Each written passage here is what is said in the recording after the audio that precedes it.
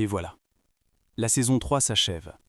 Pendant 25 épisodes, nous avons exploré le plus fascinant des laboratoires, l'esprit humain.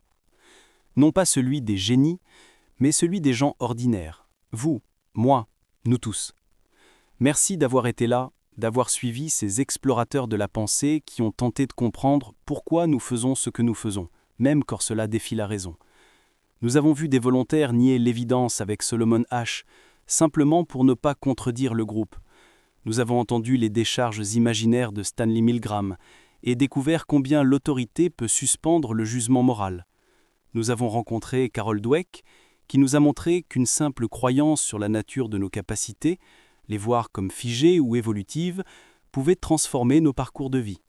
Nous avons appris, avec Daniel Kahneman, que notre rationalité est souvent un jeu d'illusions, et avec Jonathan Haidt, que nos désaccords moraux plongent leurs racines dans des intuitions plus anciennes que nos raisonnements.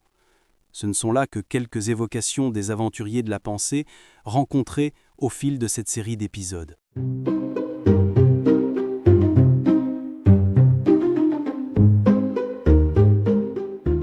Cette saison nous a légué une leçon essentielle.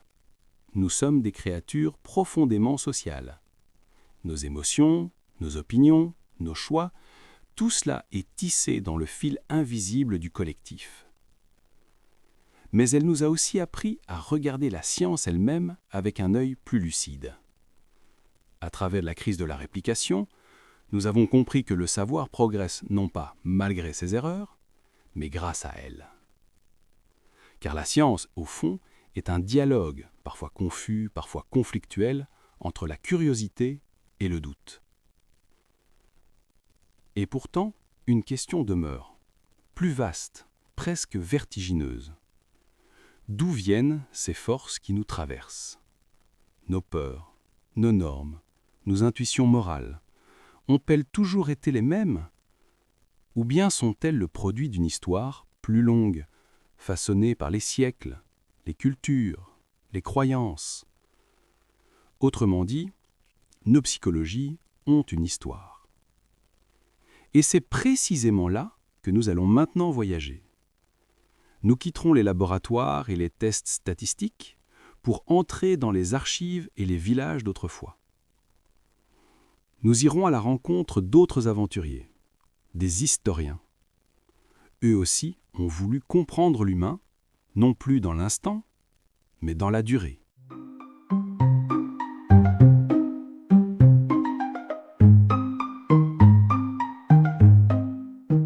Nous découvrirons comment l'histoire, jadis consacrée aux rois et aux batailles, s'est transformée en une science du quotidien, attentive aux gestes, aux émotions, aux croyances. Comment Michelet, Marc Bloch, Fernand Braudel ou Arlette Farge ont donné une voix à ceux que les archives avaient oubliés. Comment, en explorant le passé, ils ont inventé une autre manière de comprendre le présent. Car si la psychologie sociale nous a appris comment les individus sont façonnés par leur société, l'histoire, elle, nous montrera comment les sociétés sont façonnées par le temps.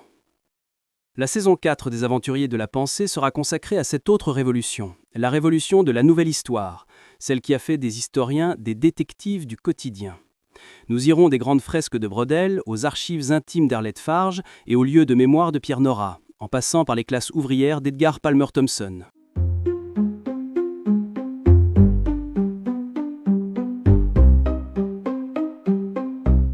Merci d'avoir marché avec nous à travers les labyrinthes de l'esprit. Préparez-vous désormais à voyager à travers les siècles. L'aventure continue, elle change simplement d'époque, de musique aussi.